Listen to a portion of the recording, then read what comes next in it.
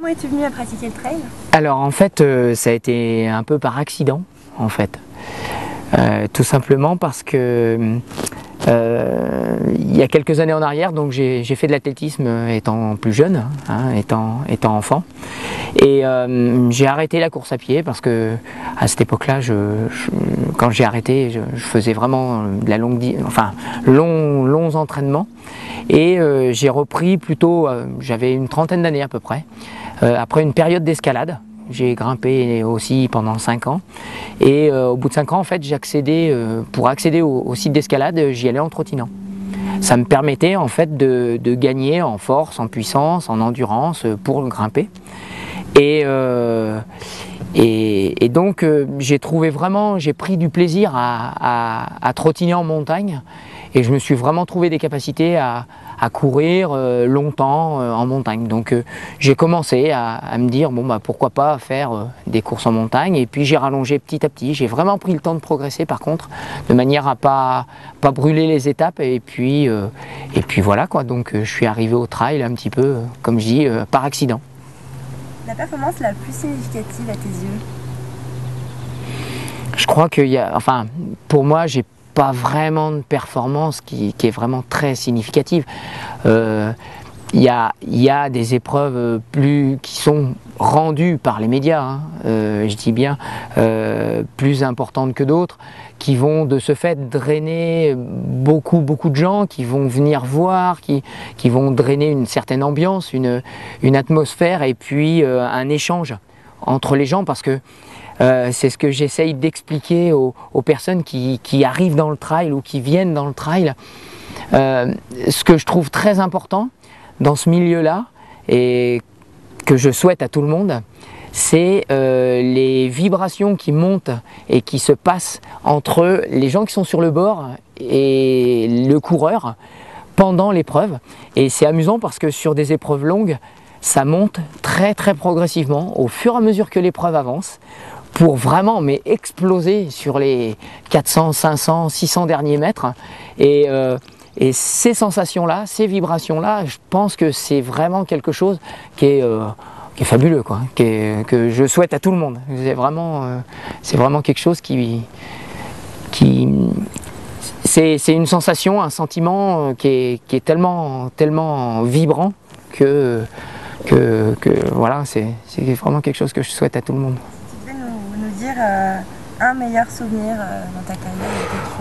J'ai énormément de bons souvenirs, hein. Je me suis retrouvé au plein milieu du désert libyen à voir un Touareg vraiment loin, hein, qui était à plus de 5 km, donc vraiment voilà, très plat, tout seul, hein, pendant quasiment 30 heures, donc à trouver un Libyen avec un fusil en bandoulière qui me fait signe, avec qui j'ai commencé à discuter, et puis qui m'a sorti 2 morceaux de bois pour me faire un thé en plein milieu du désert.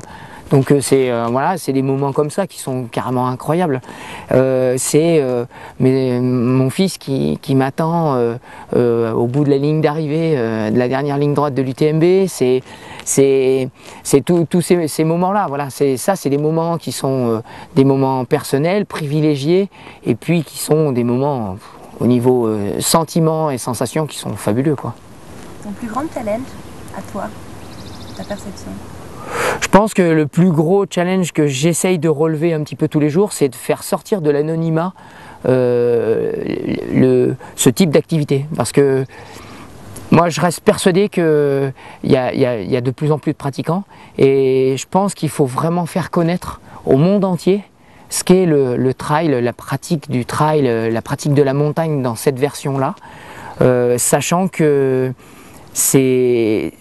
chacun peut y trouver sa place, et vraiment le fait de montrer aux gens et de faire connaître ce type d'activité, c'est une sorte de challenge que j'essaye de relever un peu tous les jours, quoi. Voilà, c'est tellement incroyable, les rencontres, que ce soit avec les gens, avec les animaux, avec les situations, les pays, c'est fabuleux. Quels sont selon toi tes meilleurs atouts? Je sais pas, je pense que j'essaye d'être vraiment à l'écoute de mon environnement. J'ai beaucoup de problèmes à courir avec de la musique, par exemple. parce que j'ai besoin d'entendre les choses autour de moi. Je sais que ça m'arrive de partir très tôt le matin, d'entendre les bruits de la forêt, les bruits de la nuit, les bruits des animaux qui se déplacent. Ça me permet de voir beaucoup d'animaux d'ailleurs. Et je pense que être à l'écoute de l'extérieur, de tout ce qui nous environne, et être à l'écoute aussi de son corps, de son organisme, des petits messages d'alerte, des petits messages te disant vraiment bon bah voilà, là je me sens bien, je suis bien. Et c'est toutes ces choses-là qui me semblent vraiment importantes.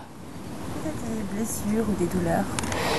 Alors justement, en étant à l'écoute de mon environnement et donc à l'écoute de mon corps, j'évite autant que possible d'avoir ces problèmes-là, et donc j'ai appris au fur et à mesure des années à détecter les petits messages envoyés par l'organisme qui me disent « Ah, là tu commences à avoir une fatigue, il faut penser à lever le pied », parce que je rappelle toujours que la récupération, ça fait partie de l'entraînement. C'est une partie de l'entraînement. Beaucoup de gens imaginent qu'ils perdent du temps quand ils récupèrent, alors que c'est complètement le contraire. Et donc j'essaye d'être à l'écoute autant que possible, de manière à limiter les éventuelles blessures et à me protéger en temps et en heure, donc à mettre en place les systèmes de protection nécessaires, que ce soit par le glaçage ou par les protections lorsque je vais aller courir, m'entraîner, pour pouvoir éviter justement d'avoir quoi que ce soit comme souci, ménager mes vieilles articulations. Quels sont tes produits Zamst? Donc après, ce que j'utilise énormément, c'est donc les produits pour les glaçages au niveau des genoux, pour la récupération en préventif.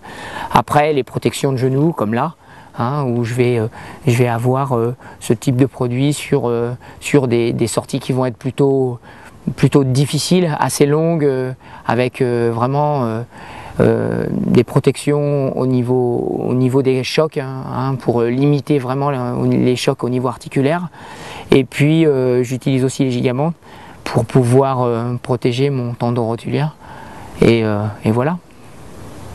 Et pourquoi Zamst? Et pourquoi pas? Bonne réponse.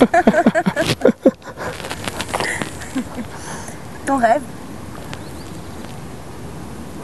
De continuer à faire cette activité dans le même rythme et continuer à profiter de tout ce dont je profite tous les jours, encore longtemps. Donc je pense qu'en me protégeant et puis en faisant attention à pas aller trop loin dans la fatigue et à continuer à aller voir les animaux là où ils vivent, les gens là où ils sont, là où ils vivent aussi, parce que il y a des choses que les gens en ville, dans la ville et en ville n'imaginent même pas. Et de ce fait, je pense que y a le plus longtemps possible, voilà, c'est ce que je souhaite et ce que je souhaite à tout le monde d'ailleurs.